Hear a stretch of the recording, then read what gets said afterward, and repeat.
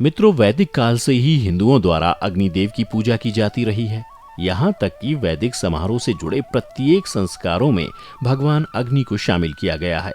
ध्यान दें तो आपको हिंदू संस्कार से जुड़े हर कर्म जैसे जन्म, प्रार्थना, शादी और मृत्यु में अग्नि का विशेष महत्व देखने को मिल जाएगा। किंतु हिंदू धर्म में इतना महत्वपूर्ण योगदान निभाने के बावजूद भी बहुत कम लोग ये जानते हैं कि अग्निदेव का जन्म कैसे हुआ। यदि आप भी उन्हीं में से एक हैं और अग्नि के जन्म से जुड़ी रोचक कथाओं के बारे में जानना चाहते हैं तो हमारे साथ वीडियो के अंत तक बने रहिएगा। नमस्कार मित्रों, स्वागत है आपका द डिवाइन टेल्स पर एक बार फिर। मित्रों, मार्कंडेय के अनुसार बृहस्पति जी की पत्नी यशस्विनी, जो कि चंद्रमासी नाम से भी विख्यात थीं, उन्होंने पुत्र रूप में 6 पवित्र अग्नियों और एक पुत्री को जन्म दिया। प्रधान आहुतियों को देते समय जिस अग्नि के लिए सर्वप्रथम घी की आहुति दी जाती है, वह महान व्रतधारी अग्नि ही बृहस्पति के प्रथम पुत्र शंयु हैं और चातुर्मास से संबंधी यज्ञों में तथा अश्वमेघ यज्ञ में जिसका पूजन होता है, जो सर्वप्रथम उत्पन्न होने वाला और सर्वसमर्थ है, यही नहीं जो अनेक वर्ण की ज्वालाओं से प्रज्वलित होता है, वह अद्वितीय शक्तिशाली अग्नि ही शंयु है। शंयु की पत्नी का नाम सत्या था। धर्म की पुत्री सत्या के रूप और गुण की तुलना करना असंभव था। सदा सत्य का पालन करने वाली सत्या के गर्भ से शंयु के एक अग्नि स्वरूप पुत्र तथा उत्तम व्रत का पालन करने वाली 3 कन्याओं ने जन्म लिया। यज्ञ में प्रथम आज्य भाग के द्वारा जिस अग्नि की पूजा की जाती है, वही शंयु का ज्येष्ठ पुत्र भरद्वाज है, जिसे पुराणों में अग्नि बताया जाता है।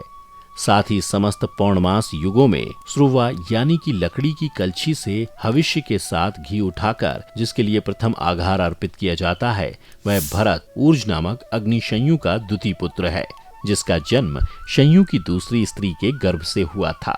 आपको बताते चलें कि शंयु की बाकी 3 कन्याओं का पालन पोषण भी उनके बड़े भाई भरत ने ही किया।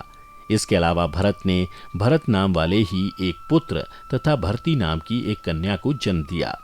तत्पश्चात सबका भरण पोषण करने वाले प्रजापति भरत नामक अग्नि से पावक की उत्पत्ति हुई, जिन्हें अत्यंत पूज्य होने के कारण महान कहा गया। मित्रों, हिंदू धर्म ग्रंथों में भगवान अग्नि की उत्पत्ति के बारे में बहुत सारे सिद्धांतों को बताया गया है। हिंदू धर्म के वैदिक ग्रंथों में तो ये तक कहा गया है कि सृष्टि में जब रात और दिन होना भी शुरू नहीं हुआ था, तब जो अस्तित्व में था वो एकमात्र प्रजापति था।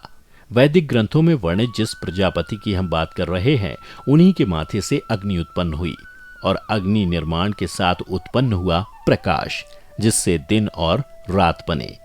कहा तो ये भी जाता है कि अग्नि के माता पिता ऋषि कश्यप और अदिति थे, जबकि एक अन्य कथा के अनुसार वह ध्योस पिता और पृथ्वी से पैदा हुए थे। सुनने में आता है कि वह एक रानी का बेटा था, जिसने उनके जन्म को अपने पति से गुप्त रखा था। इन सबसे अलग अग्निदेव से जुड़ी पुराणों में वर्णित एक और कथा चलिए आपको सुनाते हैं। एक बार देवी पार्वती ने शिव जी से पूछा, हे देव, आप जिस अग्निदेव की उपासना करते हैं, उस देव के बारे में कुछ परिचय दीजिए। शिव जी ने भी उत्तर देने के लिए अपनी सहमति दी। पार्वती पूछने लगी, देव, ये अग्नि किस महीने, पक्ष, तिथि, वार, नक्षत्र तथा लग्न में उत्पन्न हुई है? महादेव बोले, प्रिय, आषाढ़ महीने के कृष्ण पक्ष की आधी रात्रि में मीन लग्न की चतुर्दशी तिथि में शनिवार तथा रोहिणी नक्षत्र में ऊपर मुख किए हुए सर्वप्रथम पाताल से प्रदर्शित होती हुई अगोचर नामधारी यह अग्नि प्रकट हुई। पार्वती जी बोली, फिर उस महान अग्नि के माता पिता कौन है, गोत्र क्या है तथा ये कितनी जिह्वा से प्रकट होती है? महादेव बोले, वन से उत्पन्न हुई सूखी आम आदि की लकड़ी जिनका उपयोग हवन कुंड में किया जाता है, वही अग्निदेव की माता है, क्योंकि लकड़ी में स्वाभाविक रूप से अग्नि रहती है। जलाने पर लकड़ी के संयोग से ही अग्नि प्रकट होती है। निष्कर्ष स्वरूप अग्निदेव अरणस अर्थात जंगल के गर्भ से प्रकट होते हैं तथा इस जंगल को उत्पन्न करने वाला जल है, इसलिए जल को उनका पिता माना गया है। और देवी, यदि इनके गोत्र की बात करें तो शांडिल्य ही इनका गोत्र है।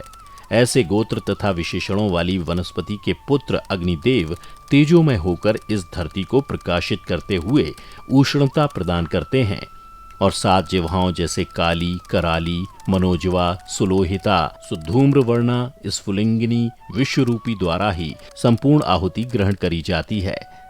मित्रों, गीता में भी वर्णित है, अहम वैश्वानरो भूत्वा अर्थात यह अग्नि ही सर्वोपरि देव है, जिस अग्नि के 12 आदित्य हैं, जो इन 12 नेत्रों को उपयोग कर संपूर्ण जगत को देखते हैं। आशा करते हैं ऐसे महान देव के जन्म से जुड़ी ये जानकारी पाकर निश्चित ही आप भी धन्य हो गए होंगे।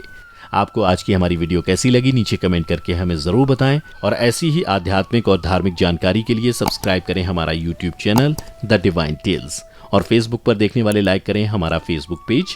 अब इजाजत दें, आपका बहुत बहुत शुक्रिया।